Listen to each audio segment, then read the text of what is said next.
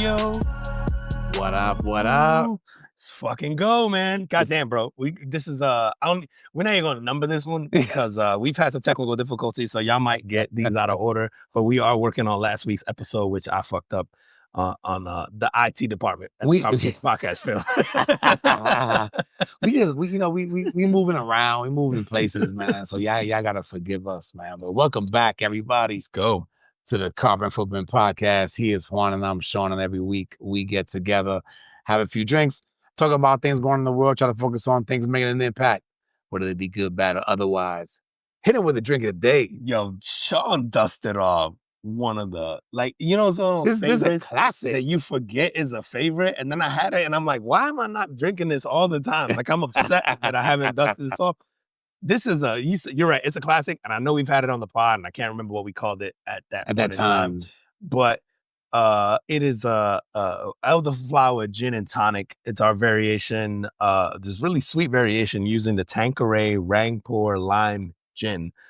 So we did 2 ounces of the Rangpur lime gin in a highball glass filled with ice. You don't have to shake this or muddle or build in a mixing glass or whatever. Literally just fill the highball glass with ice, pour the 2 ounces of that Tanqueray Rangpur lime gin, an ounce of Saint Germain, squeeze in the lime wedge, and then top off with elderflower tonic water from Fever Tree.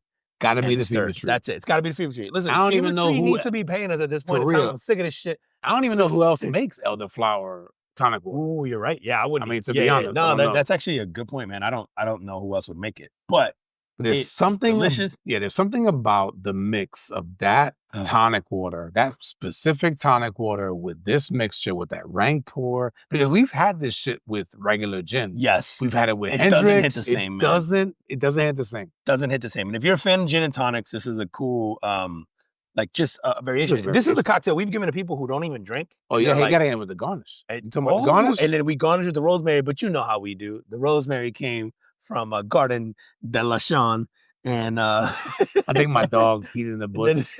But that's the secret ingredient. So you got to get yourself a rosemary bush, have the dog pee on it, and then clip the rosemary. Thank you for reminding me, because the garnish is a good point. That rosemary gives it that nice scent, opens it up. It's nice. Every time I talk about garnishes and the cocktails, bro, I feel like I'm Gordon Ramsay on a cooking show. I'll be watching them shows too. Yeah. And you know what's funny? Every time I watch those shows, I'm just like, man, my kitchen is dirty. or like my wife will make something and I don't clean like that. My wife will make something and I'll be like, man, that shit is dry. You're supposed to only do it like a minute on each side. You start and then you gotta put it into the convection oven for 2 minutes. And then she reminds me that we ain't got no fucking convection oven. It's wild. Those shows, you think you're an expert? Yep. It's so true though, man. I watch that shit. I'm like, man. And then you just start critiquing people's like anything. You'd be like, you fucked up on that French toast. Dude, I've been thinking back to my days. Brioche? I've been thinking back to my days when I worked at like in foods and like at Disney. Yeah. And I was like, man, I didn't clean enough.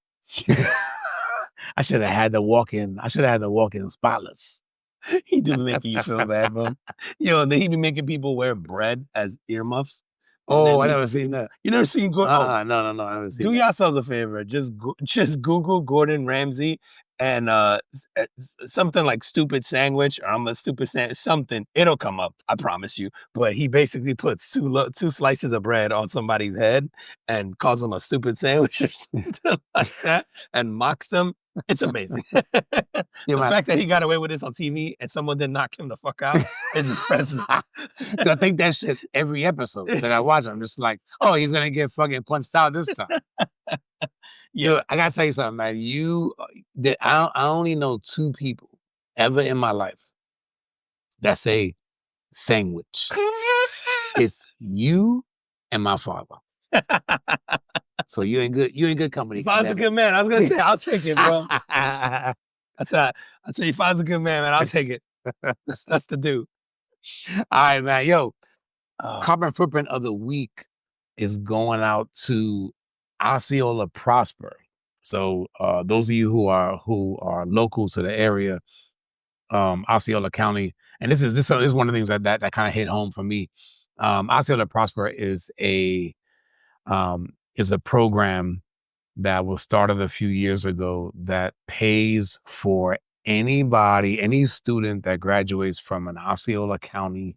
So I'm here in Florida, Osceola County high school gets either their associate's degree paid for, or you can go to the local technical school as well and get a certificate or get I don't know what you call it, get a degree in HVAC. It's some kind of certification. Plumbing. Yeah. Or electrician. They have other dude, if you're worried programs. about the future and AI and whatever else, we are still going to need plumbers and electricians and forever. HVAC. Yeah, well, and all that. Yeah. AI is not taking over that job. Mhm. But so Osceola Prosper, the reason why I gave them the carbon footprint is that they just reached the 1,000th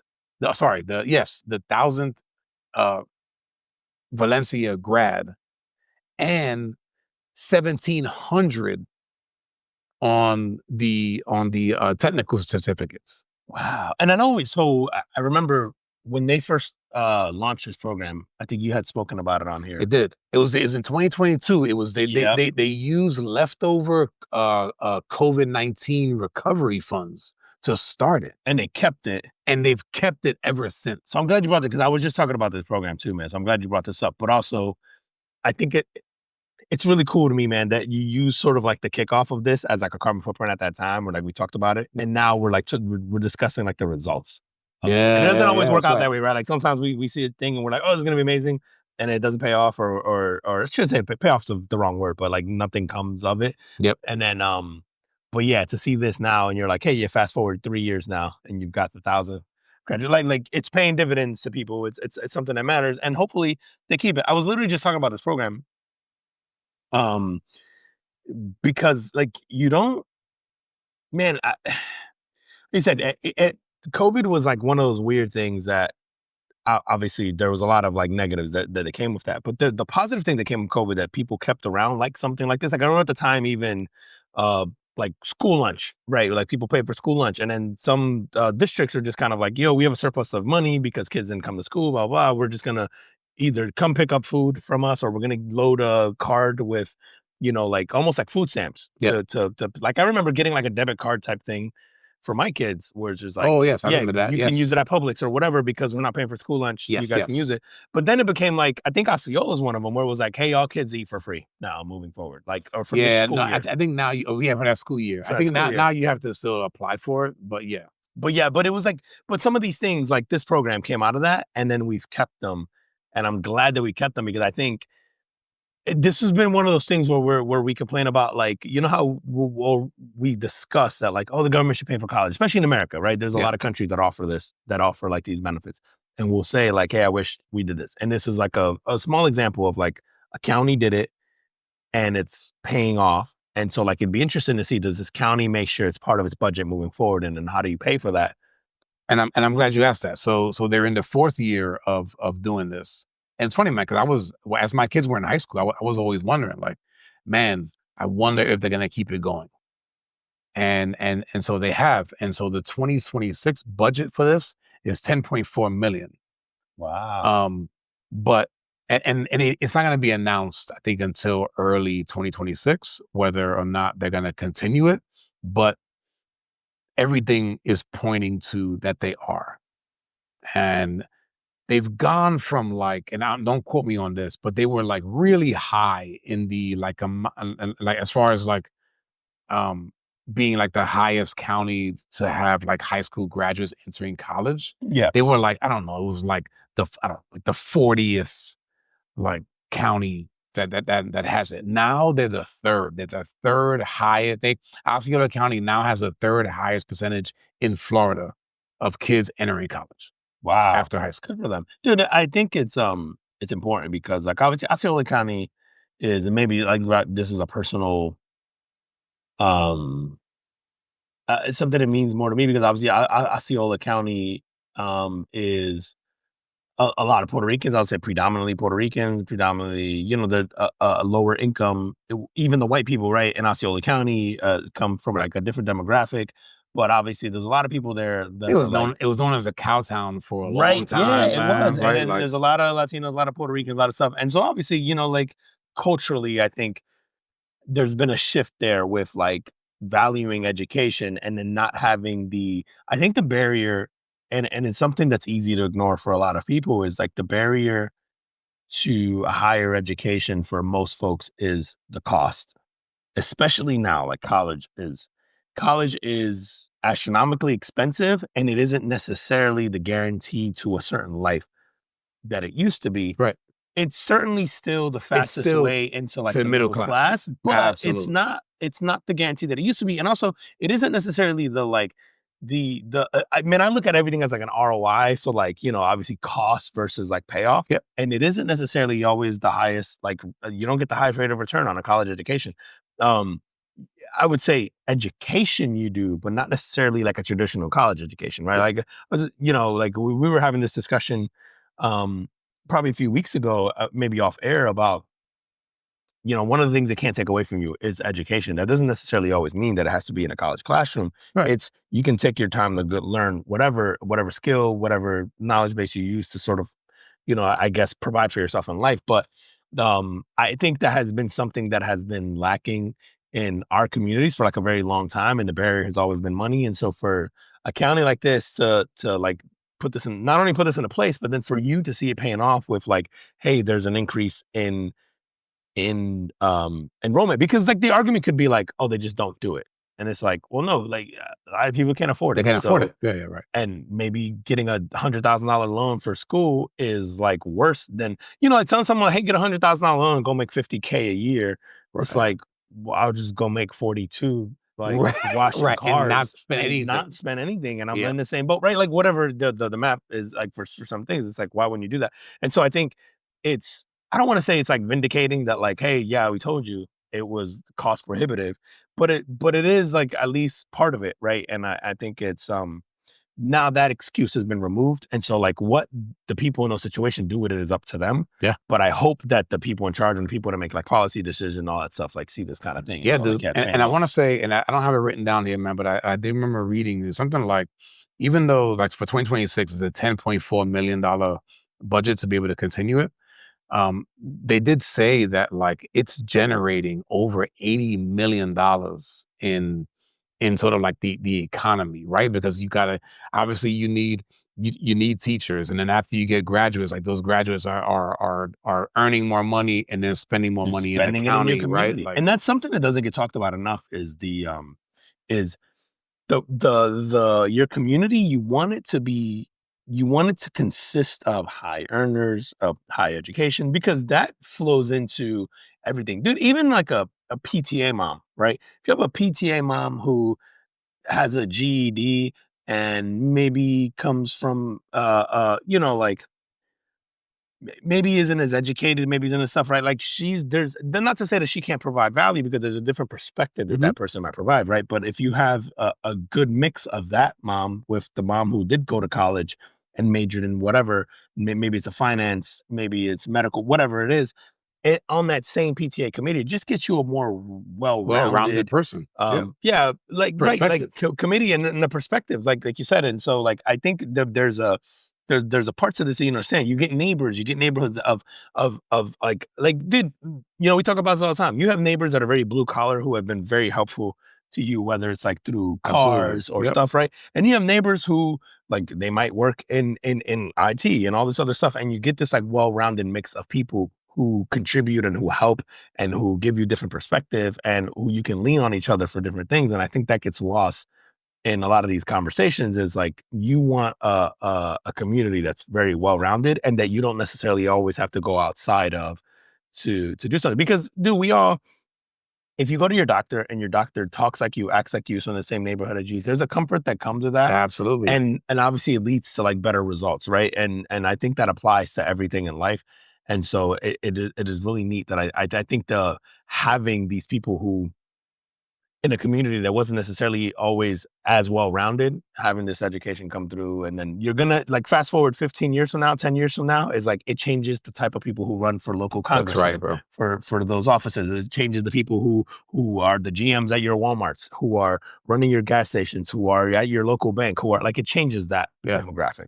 Yeah. Yeah, man. And I know that sometimes, like even around where I live, right? I love the neighborhood that I live in, but right outside the neighborhood that I live in is not so nice, right? Somebody might come through there and go like, no, I don't want to live here.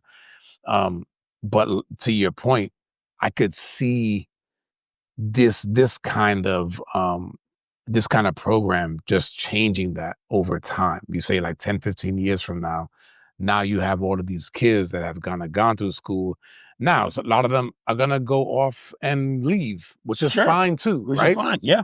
But you'd be surprised that many people actually stay around. Dude, there's I forget what it is, the percentage is awfully high of the people who stay within like a 10-mile radius of where they grew up. Yeah.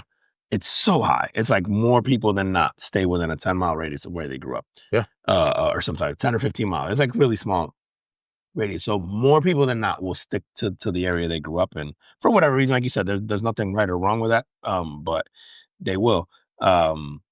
Yeah, I'm curious, man. This should be one of those stories that we touch on that, like, a year or two from now, we kind of revisit and see what it's doing. Like, hopefully, it's still in place and to see what it does. Because what I would want to see, man, is a decade from now. What does the crime rate look like in Osceola County? That's good. Yeah. What does the graduation rate, not only in high school but in college, look like in Osceola County? Like those should go up, right? What does the rate of like certain professionals? How has it changed? How has the demographic shifted? How yeah, just everything. Small businesses. What's the success rate of businesses? How many have opened? Like just it's all around. Like, what's the participation in PTA and local sports and what? Like, I would be so curious to see like pre and post this being into effect and what it does. Like, and we're gonna have to study this like a decade from now. Like, it's gonna take a long time to play out, and I think that's okay. That's okay. And it's one of the reasons I love this, because I think especially as a politician, as a policymaker, as whatever, like, it's really difficult to make a decision about something that you're not going to get to see the payoff. Because there's a selfish, and we all do it. I do this, right? Like, even at work, it's even at business. I was just going to say, like, even in business, man. There's certain things that are the right thing to do for the longevity, but you're not going to get the pat on the back today for it. And so a lot of times we choose the immediate sort of win versus the long-term thing that is better overall for like the company, for society, for whatever it is. And so like kudos to people who can see this and go, no, I'm looking forward 10 years, 20 years, 30 years is what does that do for, because that's what this is. It doesn't, no one's going to get to see the payoff from this who's currently in office, at least for the most part, right? Like, so this is like a long-term plan that shows that you care about the well-being of this community, not necessarily like you getting reelected or like you getting a pat on the back for it. So yeah, man. So shout out to Osceola County officials for putting this together and keeping it going. So hopefully, I feel like this is our Shark Tank. You know how Shark Tank revisits the people they invested in? This is like our version of that. All right, man, what you got? Dude, there's been some wild shit this week, over the last couple of weeks, that I forget like what we have and haven't spoken about since we last did a pod. The whole labor statistics thing that has played out, like getting the labor secretary. Is it for Trump?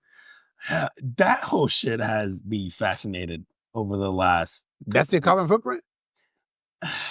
Is that where you're going? I'm gonna go with that, man. And I'm gonna tell you the reason I'm gonna go with that is because it's very indicative of the current state of our of the leadership in this country, which is like, it hasn't been proven to me that this was like.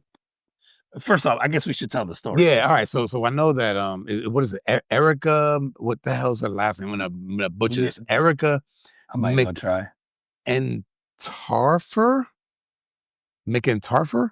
Erica M. So she's the Bureau of Labor Statistics Commissioner. Yeah. How long has she been in this role? I don't know. Okay. But these roles are typically held by like nonpartisan folks, like professional economists. Yes. And then the July jobs report showed that only like 73,000 jobs were added, which is like far below the expectations. And then revealed that like May and June job figures have been significantly revised downward, cutting a combined 258,000 jobs from the previous estimates. Okay, so she served for a year, 24 and 25. Sorry. Yeah. Okay. And Trump just didn't like the numbers and felt like the data was rigged and made him and Republicans look bad. Yeah, I think man, I hate getting too like I mean, obviously we talk politics in the podcast. There's a lot of the stuff that contributes and has long lasting effects, but and also some of it doesn't. Like some of it is just fodder for us to talk about and argue about and whatever. I think because it dominates so much of our narrative and so much of our TV watching and our entertainment and the discourse in society and yada yada, like it would be like stupid of us not to talk about it in some effects. Yeah. And then knowing Trump, right? Like, here's the thing, like whoever he puts in place or whoever is put in place, I don't know if he assigns the person or somebody else, whoever is put in place, if the numbers are like opposite next time, I'm going to question it. Right. No, and that's exactly, I think, why this thing became the thing that I'm like, no, I got to do it. Because to your point, if it's that, how do we take anything?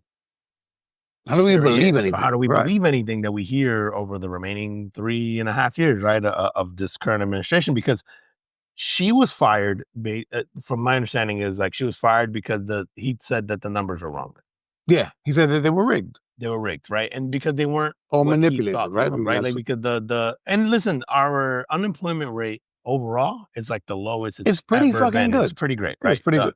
But it's not the super robust job building economy and rebound and all that stuff that he's been promising. Well, the thing is that, I mean, Trump overstates everything, right? Of course. It's just like everything that I do is fantastic and it's the biggest ever and it's this, right? So like he's that guy. He's the guy that like he's gonna, everything he does is grandiose. And then when you see that, it's just like, okay, well, it's not really that grandiose, man. Like, so then now maybe it makes him look like a liar. Listen, Trump has done a bunch of good shit so far. Like I think the border closing is good.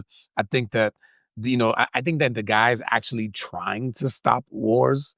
Obviously, him going, oh, I'm going to stop the war between Russia and Ukraine in the first month. I'm like, and it's like, shut up, bro. Like, no, like that's not necessarily true. Could you get it done? Maybe, but it's like he boasts. I don't think he can because I don't think it's up to him. It's not. Right. But that's the point. And that's the point is like, it's not up to him. Your mouth and talk this shit and do all this stuff. And but he's going to. This is, this is who he is, bro. I think my beef is more of like, he's a salesman. Who blindly like support him like to a fault where it's like, hey man, I understand why we did, right? Because of the promises of like of a anti-establishment of some, like I get that part. I think where I've always had the beef with this is like, you have to hold them accountable the same way you hold anyone else accountable who's in office, right? And so like the same way you were loudly pumping your chest and flying your little flag around and doing all that stuff, like I want that same energy now when he's doing exactly what you sort of protested against, right? Well, everybody else. And I think that's always been my knock and my beef is like, we give him the pass that we wouldn't have given to anyone else, right? For whatever reason, man. We can have a 7-hour podcast on the why that is. But I think the dangerous thing here, and maybe, what happens is maybe this guy we tend to overcorrect, right? So maybe what happens is like this term ends, we jump back into traditional politicians, the status quo falls back into place, we get the whole like, traditional powers that be running everything again, and we fall in line, and we won't like that either, but we swing back in the complete opposite direction because that's what we do as a society, right? We overcorrect on everything, right? And so we're like, all right, this shit didn't work out, and we go all the way the other way. And maybe none of this shit matters. Or you know, and I always hate again to be the sort of like the overreaction, the recency bias guy, but it's like it's really odd or it's really dangerous when you start to fire people who are in positions to, like a labor citizen. Hey, I'm just giving you the numbers. I'm just giving you a thing. I'm not skewing politically in any direction. Here's what happened. And you go, well, make me look better. And they're like, I'm just telling you what happened. And you're just like, well, they're stupid. I'm going to fire them. Like the fact that you can just say shit like that now and then just get rid of them without like supporting that is also dangerous to me, man. Also, here's the other thing, bro. You know this. Even factual data, you can use it to create a narrative. Oh yeah, I heard someone do it today. So no matter how good or bad, right? We'll just put those in quotes. The numbers are. You can use those numbers to create a narrative.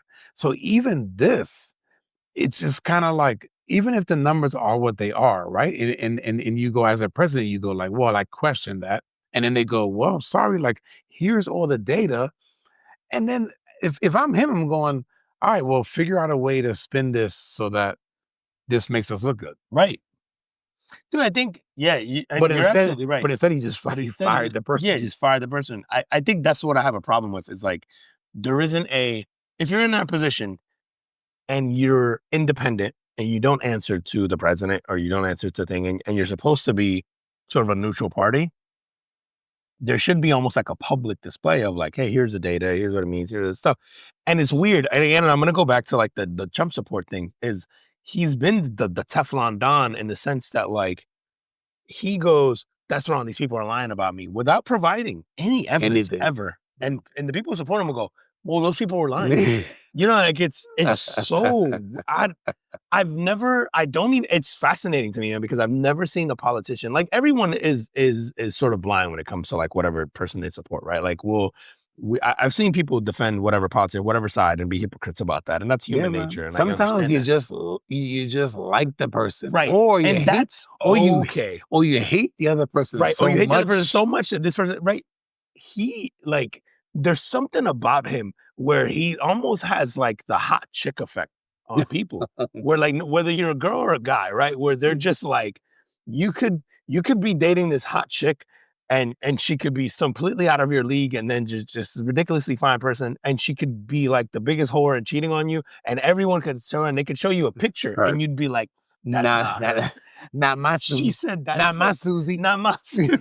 You'd be like, that's and you, without evidence up, like there's the really weird, like emotional, like just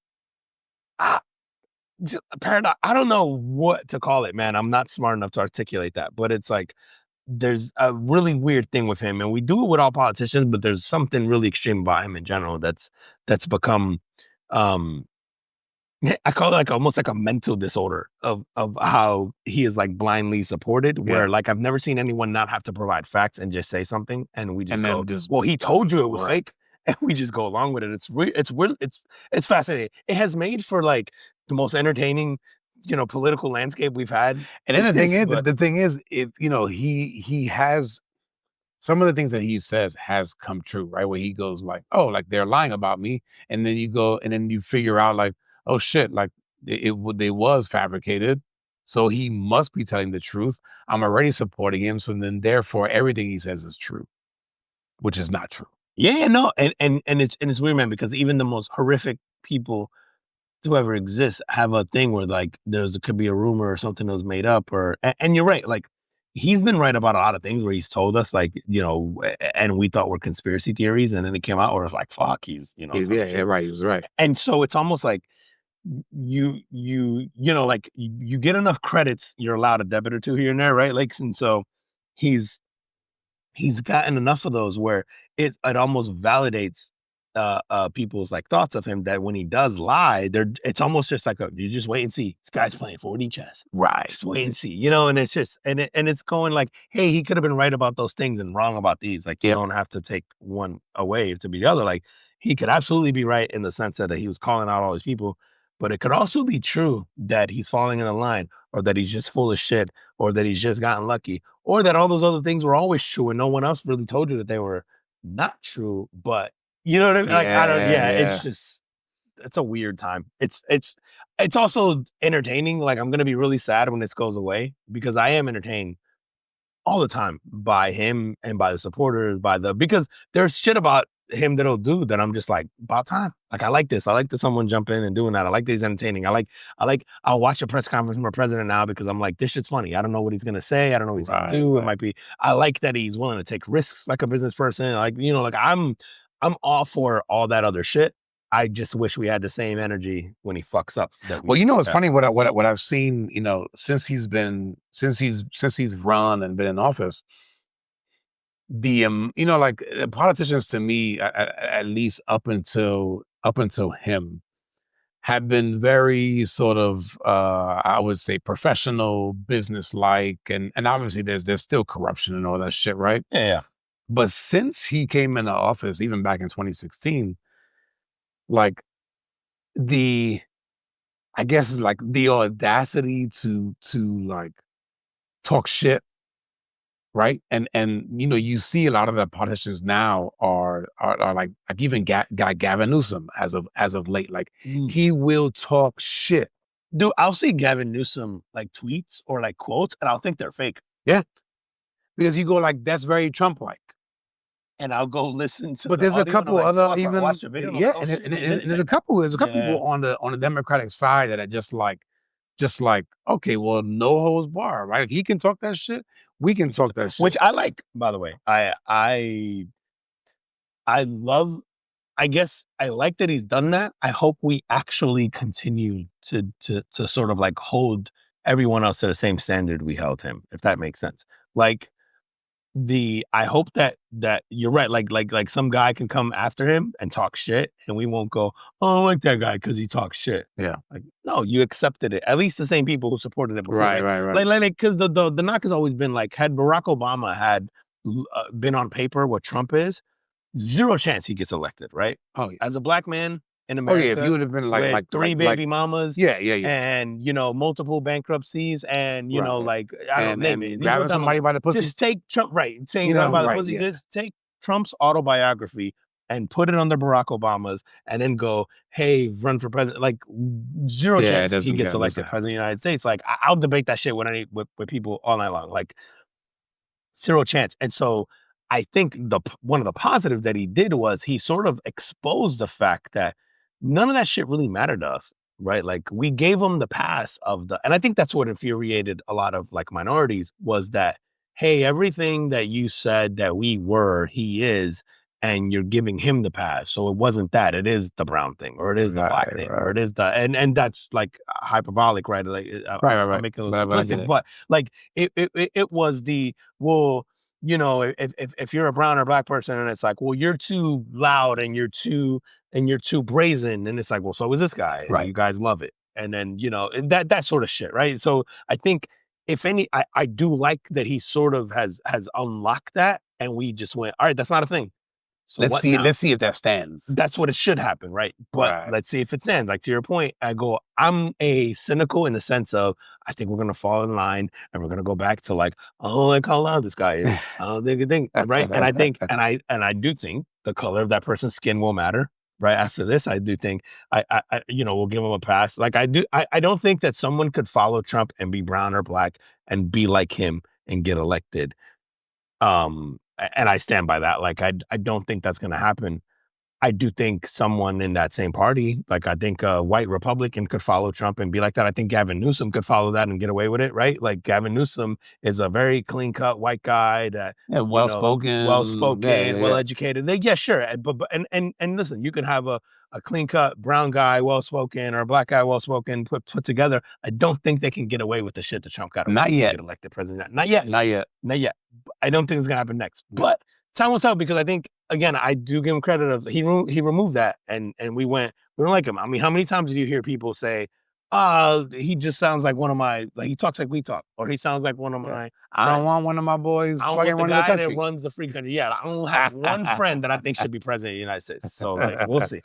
But that was a long-ass winded way to say, I think that shit, I think we should pay attention to, not just the labor shit, but to your point, is every report that comes out from here on out from the Labor Department, but then every other department. Do you just keep replacing people who not that you disagree with, because yes, you disagree with them, but who aren't willing to spin the story the way you're trying to tell it, and who just lay out facts in whatever form. And you're right. Like, you can make, like as a person who works in numbers and come out with numbers, I make numbers say whatever you want. Like, you just tell me the story and you can sort of bend the truth a little bit, right, with those numbers, or you can make them support your narrative. Like, so I get or you sort of make an excuse of, hey, we thought we would be here, we're not here, and here's why, right? But to just get rid of that person, again, I'm just really curious. It's just dangerous, yeah. Yeah, really curious to see when the next person comes in, if the numbers are just like, oh, we fixed them, now look at them. I'm gonna question. Yeah, I'm definitely gonna question it. I think, and I do think overall, and that's the part that I find weird, is overall, like, if the barometer is all time, it's the best unemployment rate we've ever had. It's the best, like, jobs creation. Like, I'm pretty sure that's true. Like, so you aren't okay with basically historical numbers because they don't match what you think the job growth. And I think that's a beef. Is like, right. You said jobs are going to grow X%. I'm just going to make them number 5%, but they really only grew 3%. And so he thinks that's wrong, right? And it's like that's really the disconnect here. It's like, it's not even that this person said you were bad. It's just that job growth wasn't as high as we said it was going to be. It wasn't negative. Wasn't, like, whatever, like whatever number it is, it still trended in the right direction, but it didn't make you seem as awesome as you said. And yeah, and I think that's when it comes to roles like this, because I think we already have a very a distrust for the people in these positions. And I think when you watch this happen, you watch someone get fired in real time like that, and it just kind of feeds into the whole, like, yeah, see, this is why I don't trust these people. So I don't listen to this. Why I don't watch this. Like, what can you sort of like trust these days? But well, listen, man, let me tell you about somebody who get me out of politics, damn it. I hate this shit. I'm gonna tell you about somebody who is almost like the opposite, and doesn't appear to have an ego, and is fucking grateful and whatever. Going into the NFL, Tyson Bagent, and a lot of you, unless you're a Bears fan, you probably don't know who this guy is. I'm a Bears fan, but I gotta tell you, because this is kind of a feel-good story. Tyson Bagent is a quarterback for the Chicago Bears. He is not a starter. He is a backup. And he's a backup that barely plays, right? But does he paint his nails? No. Okay. I'm in already. No, I'm good. I'm glad you brought that up. So I've, and I don't know if if anybody's watched the Hard Knocks, right? So the Bears were on the Hard Knocks last year, so you were sort of able to see him and kind of his work ethic, and obviously being a fan, I kind of follow him a little bit. And also, it was funny with me is like, he has the first name of my youngest son. So there's almost, you sort of gravitate to. He also went to a university that's named after my father's last name. He went to, you know what I'm saying? So it's just like, there was like this thing where just like, oh shit. He was connections. It is very weird connection. Undrafted guy out of a Division II school, Shepherd University in West Virginia, of all places. Had a remarkable Division II, like, sort of college career, and then undrafted. The Bears pick him up.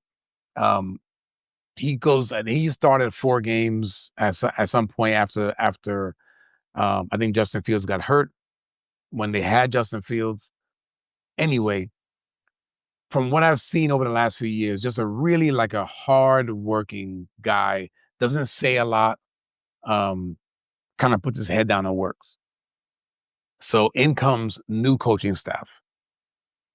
And this guy just does what he does, and he puts his head down and he works. And he just got rewarded with a 2-year, $10 million extension as the Bears backup. Fuck, that's a lot. And he's the second backup or the third? No, he won the number 2 job. They brought in what's his name? Case Keenum. Okay. They brought him in. A veteran, been around a veteran, for a long time. exactly. Has won in the league. Yeah. So he's a 2-year, $10 million with incentives that could take him up to $16 million. That's a lot of money for a backup quarterback, man. So they had and I want to play this for you guys because this is the part that really like kind of got me, which is his reaction is, so he's in a press conference, and the press is asking him about what he thought about getting this thing. So listen in. I'm gonna turn this up and I'm gonna rewind it. For people beyond you in your household. And you can see this too. Yeah, I think that a lot of people don't know this, but my dad is he's my right hand man, and he didn't have running water until he was in high school. So there's definitely a lot of things and people that I think I could certainly help with this gift I've been blessed with. But yeah, just little things like that. Like, I don't really know anybody back at home with any money, so yeah, it feels good. I mean, it's certainly a weight off my shoulders and my family's shoulders, and yeah, it definitely means a lot. Dude, I mean, for you guys who can't see it, I know you're listening to us on podcast, but it's literally he's at a table during a press conference, and they're asking him about it, and he's wiping his face with his shirt, like, because he's getting choked up about it, to talk about that. Dude, we talk about, and there's some shit that gets lost in pro sports, because we talk about pro athletes and like the spoiled pro athlete and the amount of money they're making, and then it's astronomical for some people. Like, yes, right, and guys holding out for more money, yeah, and what have you. And here's a guy that just, he gets this deal, which is not a big, the 2-year $10 million deal is not huge. It's not a lot of money. I mean, it's a lot of money for the number shocked me in terms of backup, paying $5 million a year for backup, because I think I'm used to hearing the $1 or the $2 million for, is that right? Or whatever. Okay. Right? But I think that's old NFL, right? Like, I think the new NFL is injuries happen, man, and an injury to your quarterback either destroys your season. But if you have a quarterback like him that you believe in, that you're willing to pay $5 or $10 million to hold the clipboard until his time comes, right? And then who knows? Like, I hope this doesn't happen, but Caleb Williams could get hurt week 3, and he has to come in, and maybe leads the Bears to a playoff run, and $5 million is a steal, right? And you're underpaying this guy or whatever, right? So it's all that. But I think what, like, money aside, like, listen, people hear $10 million over 2 years. This guy's got to pay agents. He's got to pay taxes. He's got to pay all this other shit. He might end up with 5 of that. And that's not chump change. No, but it's still life-changing money for him. And to see his reaction to that, just the human element of that, like, where he's talking about his dad, he's talking about his people back home. He's talking about, like, you can tell he comes from like this humble beginning where he's going like, man, whatever amount of money he ends up getting, right? Like, whether it's 5 or 6 or 7 mil after that, and he's like, it is going to significantly change the life of the people around him. Right. And I think for us, especially because we have like this, like, I don't know, most people have this hatred towards wealth. And it usually comes from a place of insecurity.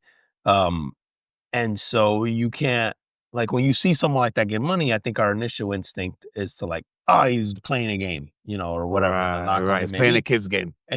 And like, I think every once in a while you see the story with someone like that, and just like, I'd imagine that some of these other guys, bro, they're doing that behind closed doors and we just don't get to see it. But he's out openly doing it in a press conference, and you're not understanding, like, what it truly means for some of these guys, like what it means to get. I saw a similar story from the wide receiver for the Texas Longhorns got drafted recently, and like with his bonus money, he bought like his grandmother a house, and it was a very similar. That's cool. It's not a mansion. It's not some extravagant thing. No, but he bought her house. He tried to buy a house that she lost in foreclosure.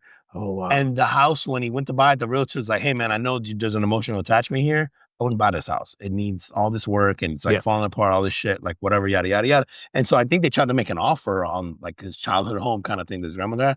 And anyway, long story short, like the realtor's like, I can find you something comparable, whatever, blah, blah.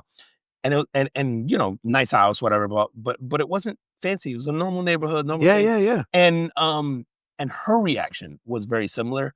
And so I think that, dude, I think there's something crazy, like 99, 98% of professional athletes don't make a lot of money. Like, they're living, and I forget what the number is, but it's like sub $50,000 a year. But we see the headlines of the top 100, right? The ones that we watch, the ones we continue to see. Right. And I think we assume that every pro athlete does, has this extravagant life, and that's not necessarily the case. And also, like, when it does happen for these people, you got to understand the work they put in, like the practices. That kid is probably playing football since he was 8 years old, right? And his parents are probably some way involved in his practices 6 days a week. Yeah. From the minute he was 8 to the minute he was 18. And then they're traveling for college and whatever. And that's right. So he's probably 22 years old, and they're making sacrifices to be able to go see him play in college, to be able to see him play maybe in junior college, to be able to see him play in maybe sub-professional leagues and all this stuff. And like to watch it pay off, and then him to be able to get back to him.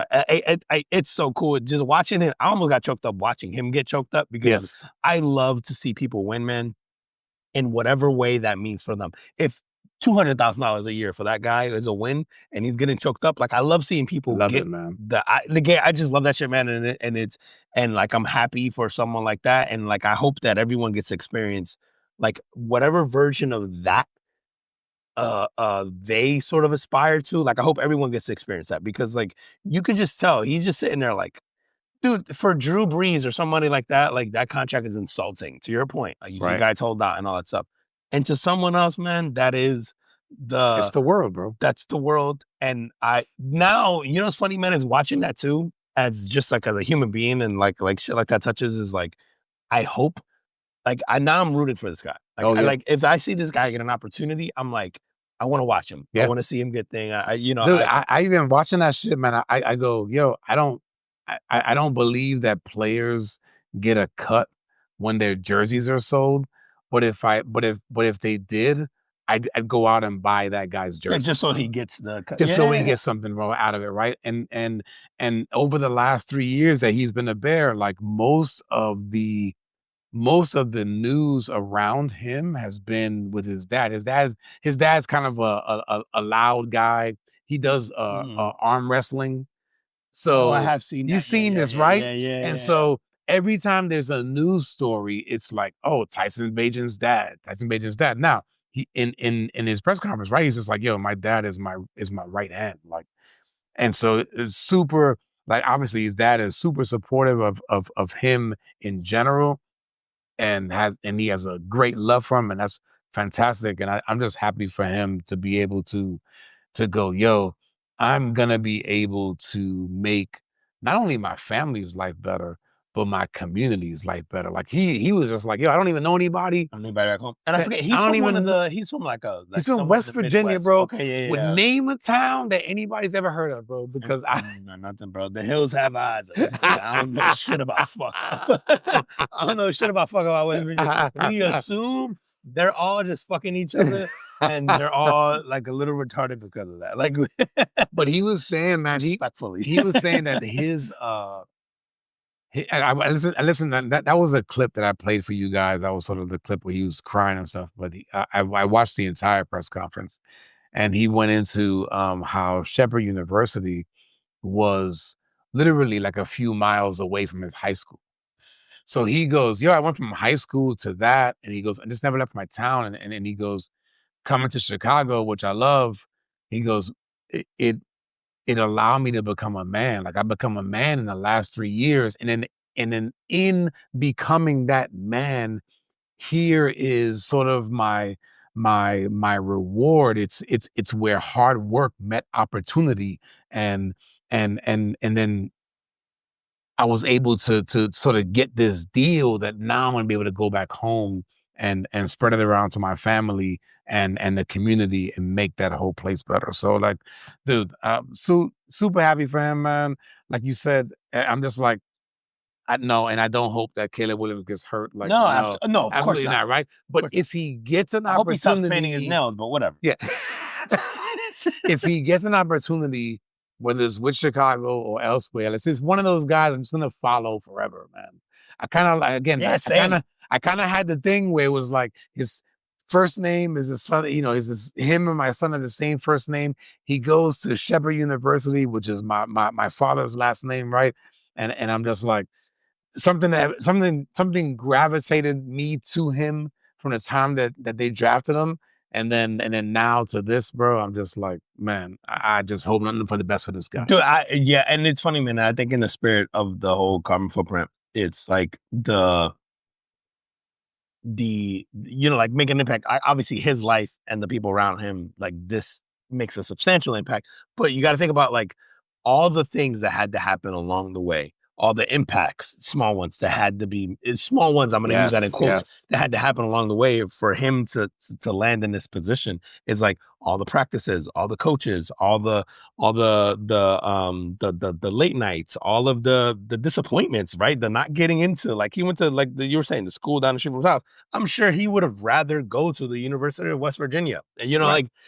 And all these things that happened along the way to lead to him. And I would argue that all those things probably prepared him much better for the adversity that he was going to face, I think, at this level and do that. And so it's cool to see like these, again, like the shows, like all, things making an impact. And it's like, man, how many things needed to make an impact in his life for him to get here? And then I think like two things can be true. Dude, $10 million can be a lot of money, and it can also be an insult. And I think like there's a conversation here where you were discussing before is like, hey, how many players hold out and all that stuff. And I think that we have to get past our sort of like personal feelings in the sense of like, most people would be like, I would kill to make $20 million a year. Right. But you also have the same version of that in whatever it is that you do for a living. It's like if you made $25 an hour, but the person next to you did the same thing worse than you did, and they made $32 an hour, and that's you be 30% or whatever the fucking number is, you'd be pissed. And that's the lens that you need to look at this through. You can't look at it as but he makes $20 million a year. You have to look at it as he makes $20 million a year and he's worth 27 because the market that he's in dictates that he makes 27. Yeah. And I think we get caught up in this like, again, there's this financial and there's this wealth envy that we have as a society because it's always been like this have and have nots like dynamic. And so we tend to like disregard a lot of people in a sense when they complain about stuff like that, or we call them entitled athletes. And that's also not to say that we can't appreciate when a guy like this, as a backup quarterback, makes $10 million in a 2-year contract. We can't be ecstatic for him because he's ecstatic. Like I love there's that like what do you call that, like that range of emotions that you could experience that are so opposite. There's a guy in that locker room, I'm sure, that in the last 2 weeks signed $100 million contract, and then there's him to sign his 10% of that, and he's happy as shit. And I love that about sports, and I love that about the something that someone's life can have such an impact like that. Again, for something so minuscule, I guess, in the grand scheme of the business he's involved in. Yeah. Like, how many times has a $10 million contract made headlines? Never, right? And maybe back in 1982. Sure. Yeah. But today, that's not even, that's nothing, going to the ESPN. And here's, I take it one further, and this is probably, this is for probably the football fans. He's the first Bears quarterback to receive a contract extension since Jay Cutler in 2014. Holy shit, bro. So in 11 years, he's the first guy, and he's a fucking backup. So again, kudos to him, man. And I would say I know him because you made it a point. I did it. You mentioned something about him years ago, man. It was 2 years ago. Yeah. He went on a little run. Well, he played those 4 games. And I think I tuned in because you were like, man, you got to watch this kid, and he had some like cocky moments. And I love people who have that kind of swagger, where it's just like, especially people with that kind of swagger, and you're like, bro, you went to Shepherd, and it's just like, why are you this arrogant? And then I love watching people like that, where it goes like, you're gonna be all right. You know what I mean? Like you, especially, dude, I'm at this weird point in my life right now where, for the first time ever, I'm watching pro athletes, and they're all younger than me, right? And like and I shouldn't say except for the majority of my life, right? Like I'm watching the Aaron Rodgers. Yeah, like there's those, but they're the anomaly now, right? Yes. Like most of the pro athletes now, I don't know who they are, and they're all younger than me, right? And unless they play for the teams that I watch, like I'm not as familiar, or they're superstars, right? And so it's strange because I was used to being this like kid, I'm gonna use that in quotes, is like looking to these athletes and looking at and now I'm like look up to them. Right, yeah, and I don't even know if I guess look up to them Yeah, I guess that's the right word. It's like you look up to them and you watch these, and that seems like I don't know. They're almost like this. There's this. I don't want to call it superhuman quality, but there's this like separation, I guess, that you give yourself between them and yourself, right? And as I've gotten older now, I'm looking at these and I'm like, oh, it's a kid, oh, it's a kid. And then I get a fat contract and I'm like, good for that kid, and it's really weird for me to watch. But there's also a different appreciation that I have almost as like a dad, right? Yes. And like an older guy where I just go, good for you, kid, for putting in the work and being rewarded with that. Dude, I use that shit, man. I use that shit in my household with my sons, man. Them entering early adulthood.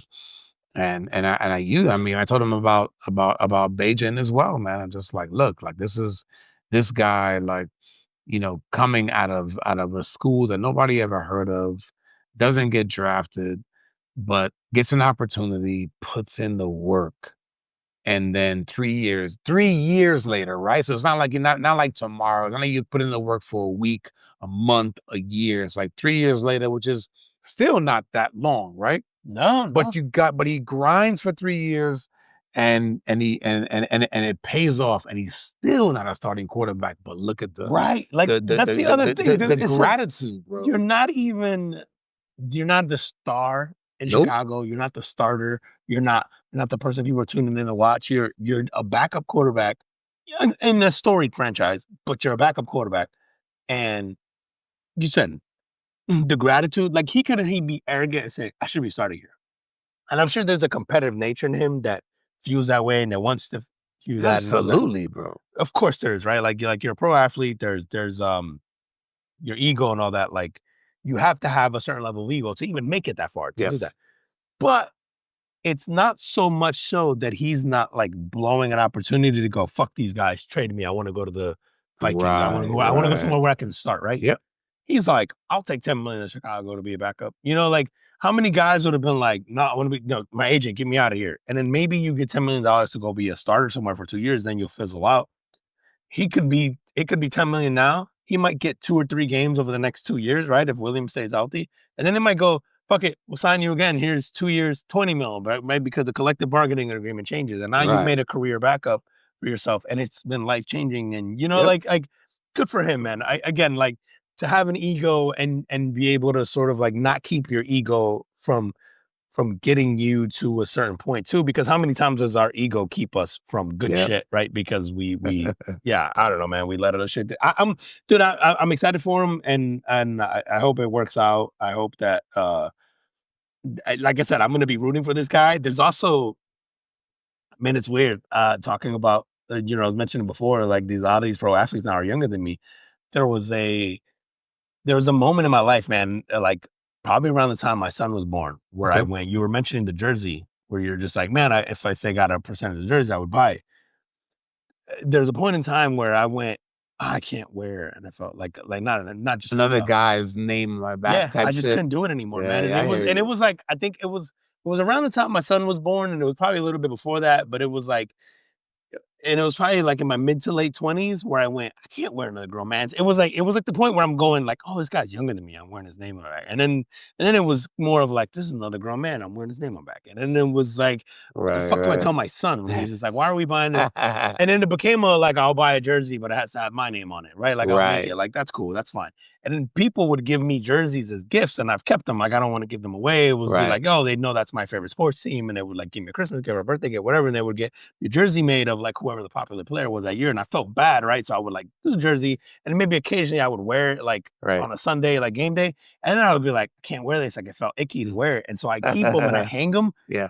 But I can't put them on. I have like old vintage ones of like Eddie George and shit like that, and I'm like, and you were a kid.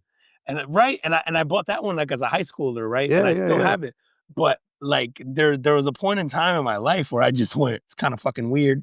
Person's younger than me. I'm a grown ass man. I don't want to wear another grown ass man's name on my back. It's not the message I want to give to my son. And that's not a knock on people who do it. But it just, when you were talking about him and like the jersey sales and all that stuff, it just reminded me of that, where I went, I can still have this like, I don't want to call it admiration, but this respect and for something that he accomplished and he did, and like cheer for this guy and not want to do that, right? Like, not want to wear the jersey. and it's weird because I remember I wrestled with it, like, man, am I just being a hater? And I was like, no, like I'm not a hater because I want these guys to succeed. I want them to do well. I hope this kid gets a $50-100 million contract next, right? Like, but I just can't. I'm not gonna wear the jersey. So are you saying you're not buying a Cam Ward jersey? No. I won't. Yeah, not even close. I hope. And listen, man, we didn't get. And you hope he does well. Did we get a chance to talk about this, about Cam Ward and or just in general? I know nobody gives a fuck about Cam Ward because I'm a Titans fan, but I hope this kid is amazing. I have some concerns about him mechanically and all that stuff. But you're talking about that. Maybe I talked about this all there. Attitude and disposition and the way he carries himself, I love it. I like it. He got into a fight with the best player on the Titans defense this week. Yeah? Got into a fist fight with the best player on the Titans defense this week. But didn't that, I heard like the players were just like, oh yeah. Yeah. Like it was good. Yeah. Like it was him talking shit for scoring. The other player kind of got on him. Yeah. It was like Jeffrey Simmons, who's like, the anchor on the Titans defense. Jeffrey Simmons is a fucking animal. Like, and Cam Ward, and then when they asked him about it in the press conference, he's like, that dude's strong as shit. Like, kind of try to play it off. Like, and who said that? Cam Ward said that? Cam Ward said that about Jeffrey Simmons. And I'm like, okay, I love the attitude. I love the disposition. I love that he's not afraid to talk shit to a veteran. Yeah. Like, Jeffrey Simmons isn't talked about because he's a Tennessee Titan and they suck, right? Like, but if the Tennessee Titans weren't the Tennessee Titans, if they were fucking, I don't know, who won the Super Bowl last year? Fucking the Eagles. If Jeffrey Simmons was on the Eagles or Jeffrey Simmons was on fucking the Bengals or whatever, we would be talking about him. Or, we'd be talking about him the same way we talk about Micah Parsons. I know Micah Parsons is a transcendent talent, but he's up there. Jeffrey Simmons is insane. But because it's Tennessee Titans and they suck, he's not talked about. So I think to come in as a rookie and not only the best player on your team probably, but one of the, I would say, top 10 defensive players in the NFL. Yeah. And for you to talk shit to him and then get into a fight with him. Yeah. Fucking ballsy. As a 21-year-old kid or whatever Cam Ward is, I'm like, I love it. I like it. I'll tell you something that I heard on Cam Ward this week was he was talking about his dad. And he mentions, and he goes, I watched my dad wake up every day at 4:30 to go to a job that he hated. And he goes, I'm waking up 4:30 every day to go to a job that I love. Like, I better fucking own it. Like, I'm paraphrasing. No. Right? But you're getting the gist of it. But he's like, I better fucking own this, man, because like this is almost like this is a blessing. Dude, it goes back to the shit we were just talking about with Tyson. That's like, man, the perspective to have that of like, and it shows, man. I've loved everything I've seen from Cam. Like, he's the first person into the Titans facility. He's the last person out. Right. He's like, and you gotta figure that's gonna pay off, bro. It has to. I would hope so. Again, I have concerns about him mechanically. Mechanically, that I hope I'm wrong about. Right. I'm hoping the intangibles sort of make up for it. But because like I and specifically the throwing motion. I don't like, and I've always, like it's been a thing. If you throw under your shoulder in the NFL, you get fucking eaten alive. Like Lamar Jackson, I know Lamar Jackson's won an MVP and he's a transcendent talent, and I don't want to take that away. It's probably a bad comparison. It is, but also it's but fair. If Lamar Jackson couldn't win ball games because his legs weren't there, like it would be a concern, right? Lamar Jackson has won a lot of games with his legs, and his legs allow him to throw because you're sort of worried about that threat. His throwing motion is trash. And so like if Lamar Jackson didn't have those legs, and he won't at some point in time, right? He's not going to be able to run, and he's going to have to rely on his arms, and we're going to see like, fuck, he can't get away with that. Phillip Rivers did it, man. Right. But the man, and to your point, I go Phillip Rivers, and then like Drew Brees is like the argument for short quarterbacks. Short guys, right. And like so is Russell Wilson. Cam Ward?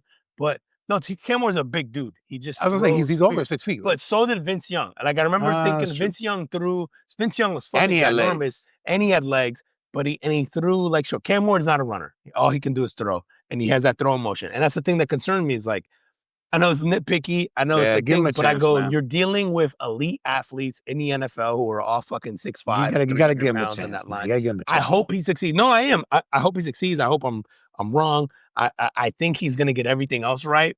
I wonder if the physical limitations, which is that throwing motion, will keep him from being more successful. And I hope they don't, because again, I'm a Titans fan. I hope hope this fucker wins, 10 Super Bowls or one. I'll take one. Like, I hope he turns the franchise around and he wins a Super Bowl, whatever, or at least get into the playoffs. Like, be competitive, be interesting. It's that I watch him throw, and every single time I watch him throw, I'm like, fuck, you're not going to get away with that. I don't know. I hope I'm wrong. Let's see. Yeah, let's see. I'm rooting for him, man. Yeah, how are we doing on time? Dude, we're in hour 4. Oh, shit. Okay, so do we need to wrap this up? I mean, I feel like there was something in there that you wanted to touch on that we didn't touch on. We got the Jake Paul thing, Gervonta Davis. We got to mention that. All right, let's do it.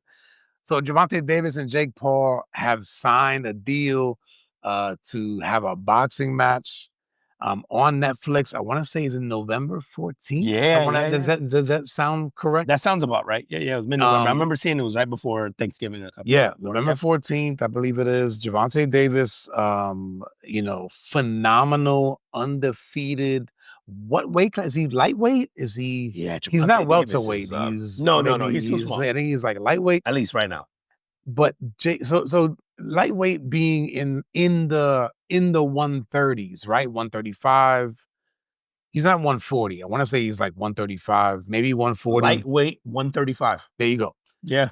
Jake Paul, by the way, is a fucking heavyweight. And so for those of you who know like boxing, right? Like Jake Paul is like the sort of YouTuber sensation, but also has put in a good amount of time into the craft of boxing. Yeah. And he's made himself. Boxing. Yeah.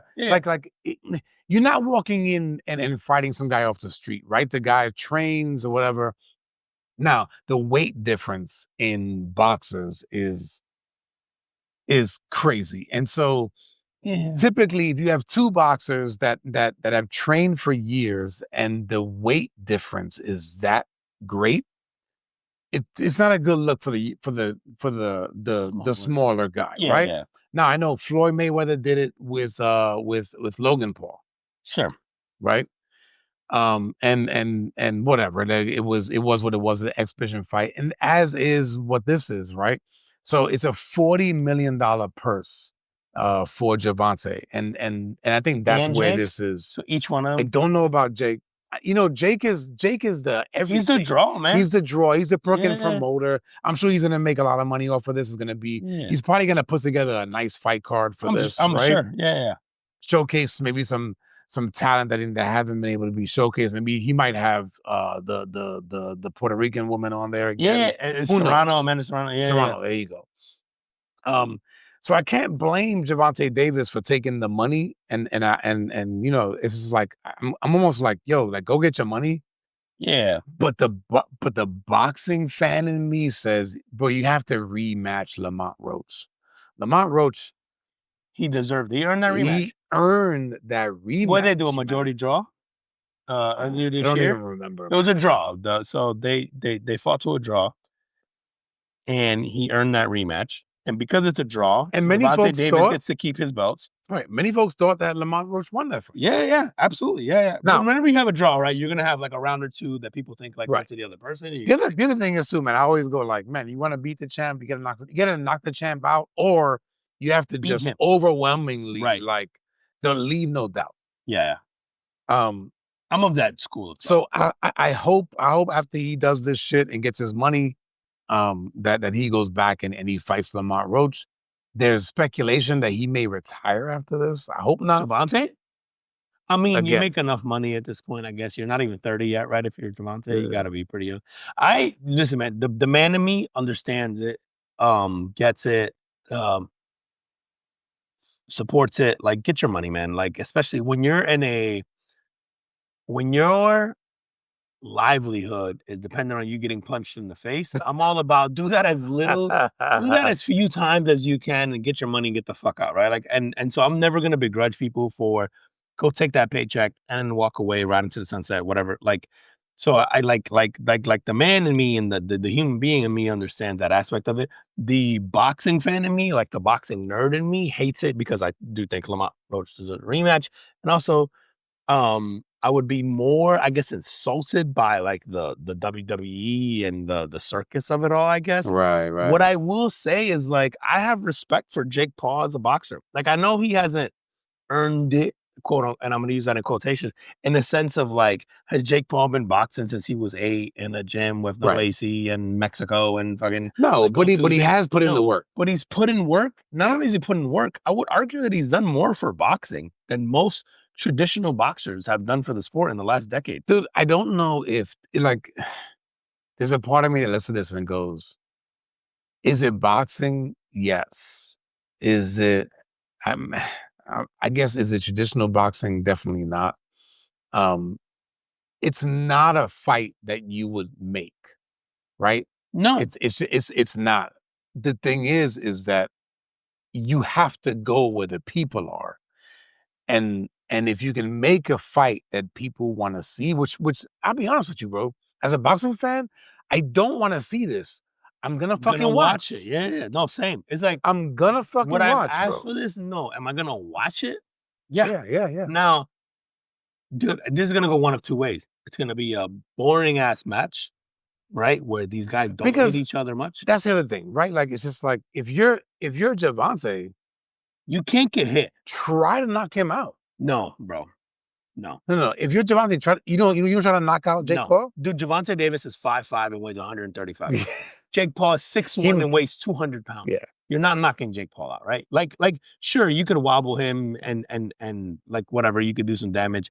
And I guess Gervonta Davis does hit hard as fuck. And so I should say they can't knock him out. No, but to your point, like, you're not knocking out a 200-pound boxer. There are reasons why there are weight classes That's in right. boxing. That's right, bro. So the thing I would say is, like, Jake Paul probably can't touch Gervonta. And so I could see Gervonta, I don't know, this is supposed to be an exhibition or an official match at catchweight, I think is what I heard. But what's the fucking catch weight? Yeah, 175? Yeah, right. 175 and you're Gervonta, do you walk around at that? Holy if you're 5'5", crap. there's only so much big, right? Like if you're 5'5" and you're Gervonta Davis and you get to 175, that means you're big. fat and slow. You're big, Yeah, right? you're like, big. Do you have the power you had? Maybe, but can you get it off as quickly? No, right? And if you and even if you're Jake Paul and you drop from 200 to 175, that's significant. That's 25 pounds. It is, but you can hydrate back to 190. Oh shit.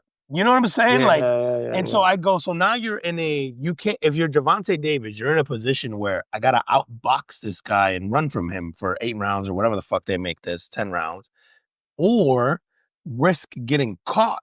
And do I think that, to your point, if it's some guy off the street, if it's me, right, 200 pounds, 6'1", and I hit you, who cares? Like, you're going to eat it.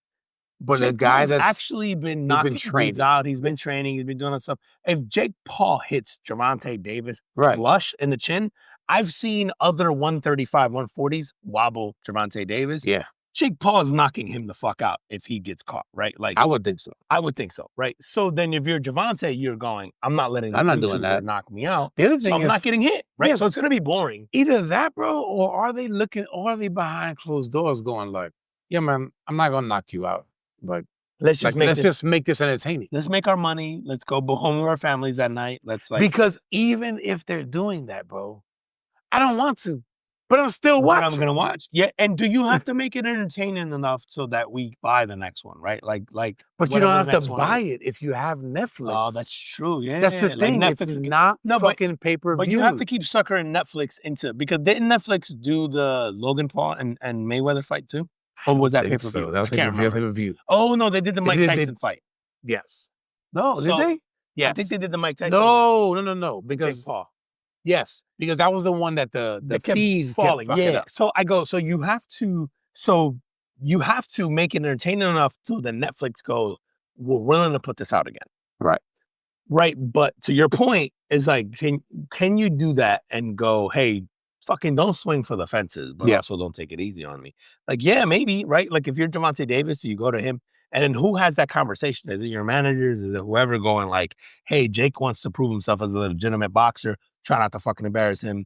And then like, hey, likewise, he won't knock you the fuck out. He's not going to swing for the fence. Because you go, yo, Jake is a punch away from, like, can he land it? Like Tom will tell, right? Like, it's going to be hard to say. Like, Gervonta Davis is a world-class boxer. Probably been doing this shit since he was 8 years old. Yep. He's fast. He's crafty. He's saying, like, Gervonta Davis has seen it all. And there's nothing that Jake Paul is going to do to Gervonta Davis that's going to, like, trick him, right? But a punch can land, right? Dude, one punch changes everything in boxing. That's going to look so funny. It's going to look hilarious in there. Like, and listen, I hope the rest of the fight I'm not trying card to take is away phenomenal. from Gervonta Davis. Like, 'cause Gervonta Davis is obviously a fucking animal in his division, his weight classes. Like, great boxer. I love watching Gervonta Davis because you go, but I have seen Gervonta Davis get fucked up, but he lands the one punch, right? Like, he gets outboxed or he gets outmatched, and then he lands the one shot. I go, can you afford, if you're Gervonta Davis, who I've seen is willing to trade with people, especially in the first, 1, 2, 3 rounds, like, and that very Floyd-esque thing where he's willing to, like, get hit or at least see some shit. Like, can you take a shot from a 200-pound? Yeah, Like, even if Jake Paul, to your point, even if they say they catch at 170, right? That's a lot of weight for Gervonta Davis to put on, and that's a lot of weight for Jake Paul to lose. But also, he can rehydrate to as high as he wants. You can put on 20 pounds can't they? overnight, But can't they put that in the clause where you Sure. can't? Right, which is what Ryan Garcia agreed to fight Gervonta Davis, and I can guarantee he'll never agree to again. He agreed to drop weight, right, and then a rehydration clause that kept how much he was allowed to rehydrate to. No one. That's stupid. I kind of like that. No one is. No, it should be what should happens. be that way. No one's going to agree to that, and I promise you, Ryan Garcia is never going to agree to that again. It's fucking dumb. Because you put yourself at a disadvantage if you're Ryan Garcia. Yeah, no, I agree. Especially if you're not giving Gervonta Davis that same clause. But then to me, in that case, it's like, don't fucking fight at that weight. Like, move up. The thing is, you don't want to deal with the guys that. That's why I think if that fight happens again, one weight class is a world of difference in punching power.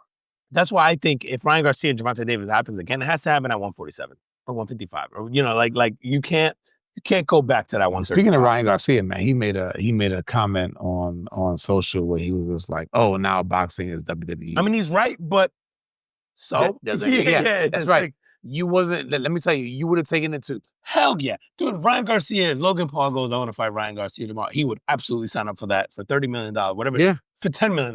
For like, you're absolutely doing that. Like, yeah, I don't begrudge these guys, and I'm a like boxing purist or whatever you want to call it. I love boxing. Boxing is probably one of my favorite sports. It's one of the few, like ESPN used to do the fight nights on Friday nights. Yeah. They still do, bro. Do they still do that? I'm pretty sure, man. No. I'm pretty sure they fucking still log do. in and watch those all the time. I didn't give a fuck who was fighting. I just love the sport of boxing, and I like watching these guys, and I didn't give a shit. And so, like, I'm one of those guys. I guess I said it to say I'm one of those guys, but I completely understand. And boxing did this to themselves, and we've talked about this ad nauseum, and I know I've said this on this podcast a lot of times. Boxing did this to itself because they would never give us the fights that we wanted to see. And so, unfortunately, now what you have is you have Jake Paul, who I'm not going to knock because he's put in the work as a boxer. I love what Jake Paul has done for Puerto Rico. I love what he's done for, like, entertainment. I love, like, he has, whether you love him or you hate him, the kid has shown up. He's put in the work. He's made some big fights. And at the end of the day, every sport, not just boxing, every sport is entertainment. Every one of them. And so we're going to reward the entertainment. And I think that's what gets lost. If you're a huge soccer fan or a football fan or a baseball fan, like, I get it. But the problem is when you get to professional sports, entertainment trumps, like, the purity of that sport or the sanctity of that sport and all that stuff. And it's unfortunate, but you have to pay for the WWE. Yeah, unfortunate or fortunate, right? Because baseball did it, and baseball is actually more exciting at this point. Dude, not only is baseball more exciting, one of the highest trending things in baseball right now, the Savannah Bananas, they strictly entertain you. These motherfuckers are dancing between pitches. Have you seen the stadiums? They're packed. They've sold out, like, I think every single game they've had in, like, 5 years or something straight. Like, something stupid. It's crazy. It's like, and, like, is that the Savannah Bananas? I mean, I'm glad you brought this up. The Savannah Bananas thing isn't sustainable is not the right word, but it isn't. You couldn't have an entire league of 32 MLB baseball teams in this like that, right? However, as a niche thing, as maybe a small league with 10 teams or 15 or whatever, like that, it works. In places that really want it. As live entertainment, it works. It's awesome. On TV, could it work? Maybe occasionally. I think the product, it's one of those few sports things that you go, oh, that works better live. And it's entertaining, and I love what they've done. And it's one of the few things that has taken away from the purity of a sport, and you're like, this shit's fun. Like, I like it. It is fun. And kudos to those guys. But, like, I think they've leaned into like sports as entertainment, and the least entertainment sport ever was fucking baseball, and they figured out a way to make it entertaining. Yeah. And they did that. So like good for them. But I think every other sport is entertainment at its core. And baseball and football and boxing and UFC. Dude, I think, and I know we're gonna go long on this episode, but like I think this is a perfect transition into like the UFC deal with Paramount. UFC just signed a $7.7 billion deal with Paramount, getting rid of pay-per-view. So no more pay-per-view. If you have Paramount which Plus, is huge because the pay-per-view now has escalated to what, $80? It's $79.99 plus all the fucking if you want fees you have to pay. HD, I don't know if it's 90. I don't No, you end up it's still $79.99, but you still end up spending like $96, $95, after something taxes like that. and shit, right? After taxes, because the communication fees or tax, whatever. So like it's almost, let's call it close to $100 to order pay-per-view, which for some of them you're like, worth it. Fucking, like the fight, the livers and all that stuff. It's weird. Dude, things happen sometimes that have these unintended consequences. And like one of my thoughts so UFC signed a $7.7 billion deal with Paramount Plus. And so you have to have the app, right? But if you have the app, every UFC event that is covered within the scope of the app, and there's other like fight night things or whatever that they're going to sell outside of that Paramount doesn't have yet. But one of the things that they do have is the numbered events, which is the pay-per-view. So UFC, we just watched 319 or whatever, 320 this week.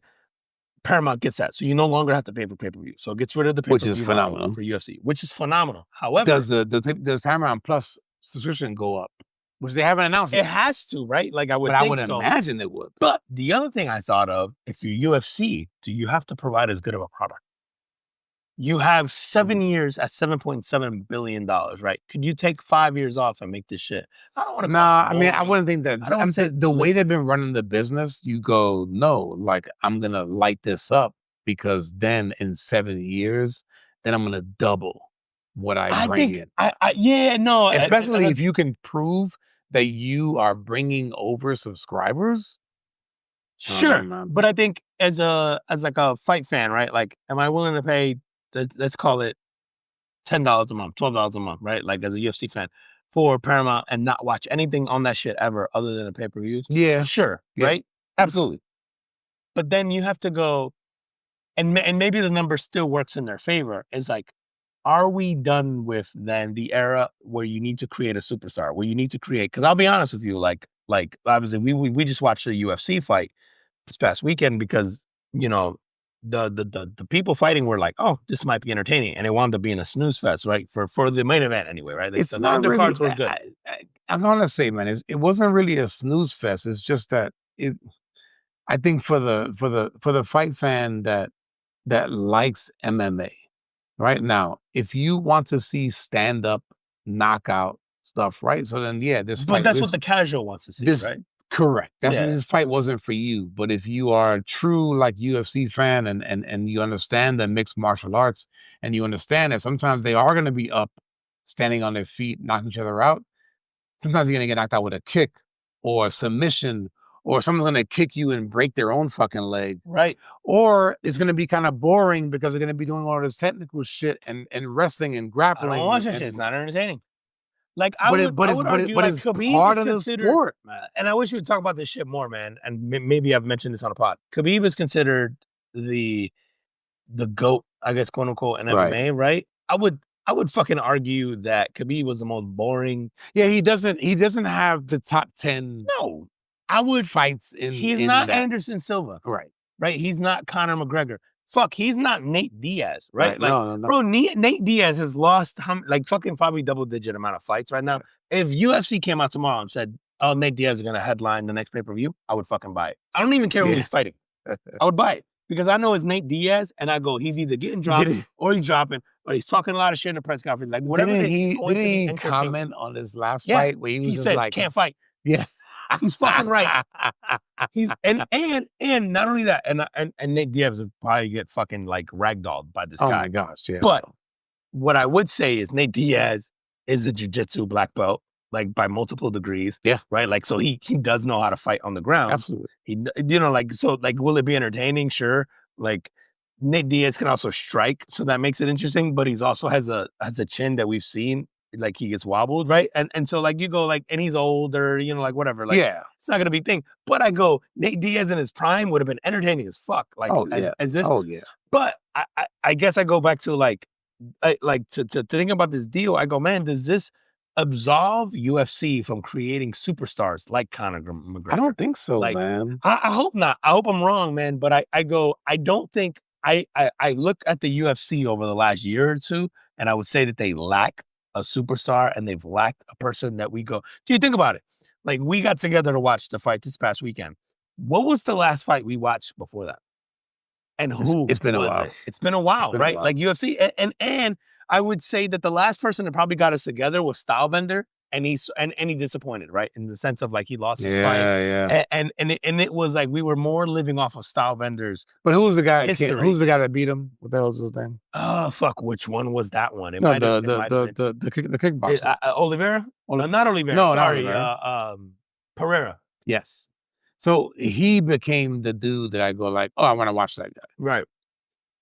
But you go, there's no must-watch superstar in the UFC right now. Well, and because will we ever get one again? Well, because it's not just your skill level in the ring. It's also the WWE factor, right? Right. And that's why I think it's important. You have to be that charismatic. can- You have to be shit talk. Right. Like, I think that's why I always look at Conor McGregor, and I'll mention him a lot because I go, Conor McGregor wasn't the best fighter in the UFC. No.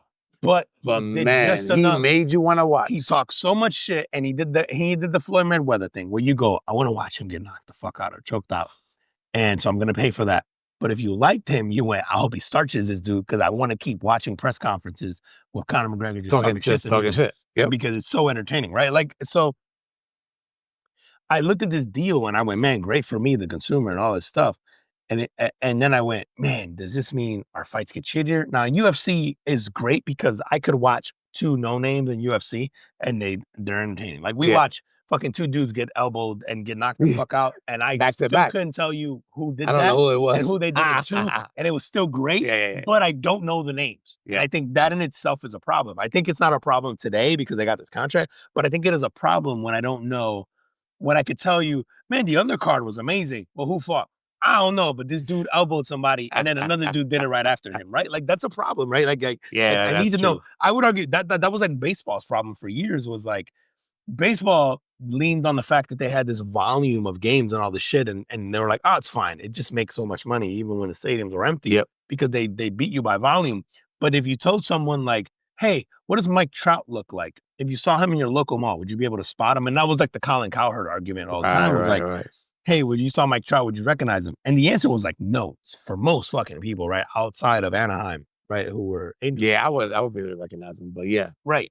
But so I hope it doesn't do that for UFC. But on the same breath, I'm like, going back to how we started this shit was, and I know this is sports heavy today, but was fucking good for UFC, good for Dana White, good for this time. Like giving you, like putting in the work, giving you something that you cared about, giving you a product that was entertaining, making it better. UFC has been significantly better than boxing for a very long time now. And I would say boxing has finally sort of responded to the competition and has given us some entertaining shit. But I hope this works out. Like, I'm glad for them. My concern is because you don't have to sell a pay-per-view anymore. You don't need to get my eyeball there because I can just tune in. Are you now done creating a superstar? Are you now done creating a mega event? Are you done creating? I hope not, that would bro. be my knock. I hope not. I hope not. I hope not. I hope the pay-per-view model goes away because we are paying for these subscriptions and all that. And you know, like the Zone did this for a long time where we got Canelo fights and we got Triple G fights and we got all this stuff because the Zone was like, oh, just pay for our subscription and we'll do this. And I remember subscribing to it, and that was very short-lived because it was like, yo, we're losing money. I think Paramount, the amount of money that Paramount gave to UFC is more than Paramount is worth, which is interesting. Wow, I did not know that. Oh, look up Paramount's. No, I won't. I think it's in the $5 billion, and they gave 7 away. I think. Listen, I went to school. Right, because they're going. We get this deal, and we were worth 5. Now sure, we're and it'll skyrocket. Yeah, and that shit happens all the time. I'm not doing it single Paramount out, but just it's more of like an understanding, like if you're someone listening to this, of like what this means to Paramount in terms of like the amount of capital that they're willing to like the bet that they're making sort of on the UFC, which speaks a lot to the product that the UFC has built. And then on the flip side, if you're UFC, if you got that money now, are you complacent with it, or are you going, after 7 years, what do we want? Do we want a $20 billion contract? Do we That's want it. 15? Do we want a 10? Do we want to match that 7? Does it go down? And that remains to be seen, right? Like if it continues to grow and you bring in those that's what I'm saying. I think that is the incentive to bring in the superstars, is because you want the next deal to be double what the first one was. Dude, and I'll leave with this last thought on this. Because again, like the spirit of the podcast has been things making an impact in decisions and events that people make.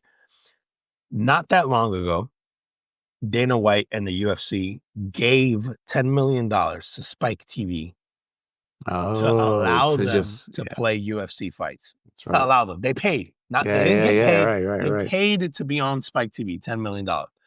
And fast forward now, 20 years later, whatever, maybe just under, and they're getting $7.7 billion, which is $1.1 billion per year for the life of that contract, for something that they believed in, that they put in the work in, and they were crazy enough, because you got to have a little bit of crazy in you, right? Oh yeah, ran like this. They were crazy enough to believe in it the way they believed in it, and no one else did. And so I don't want that to get missed. And this whole rant, which is like, fuck, man, good for them for building this brand. Absolutely. I hope it doesn't change the brand moving forward, because I love UFC. But I will say, as a fan, I have noticed a drop off over the last year or two, and I'm concerned about what does this contract do to that drop off. Let's see. Yeah, I hope they're great. All right, man. On that, tell them where they can find us. Fucking at the Common Four Podcast on IG, on TikTok, on X, on YouTube, the Common Four Podcast, on make sure, especially YouTube, TikTok, and then all your audio platforms, man, do the Apple Podcast, the Amazon Music, Audible, Spotify. Make sure you leave a review on Spotify and Apple Podcasts. Hit that follow button, hit that subscribe button, hit that favorites button, and leave us a review. It helps tremendously. If you haven't followed us on YouTube yet, do that. Don't even if you don't like listening through YouTube and you just listen to audio, just follow us on the YouTube, and then watch a minute of the video every week, whatever. I'm just gonna throw that out there. I'm not trying to fuck with the algorithm. I'm just saying, follow us on there, leave a comment, but help us out. I think we got some big plans coming for this podcast moving forward, man. I know we've done just audio over the last couple of weeks, but we got some things in the works here, and hopefully it pays off for you guys. So we appreciate you guys sticking with us. Absolutely. And on that, we appreciate you guys, and we'll see you next week. See you next week. Peace.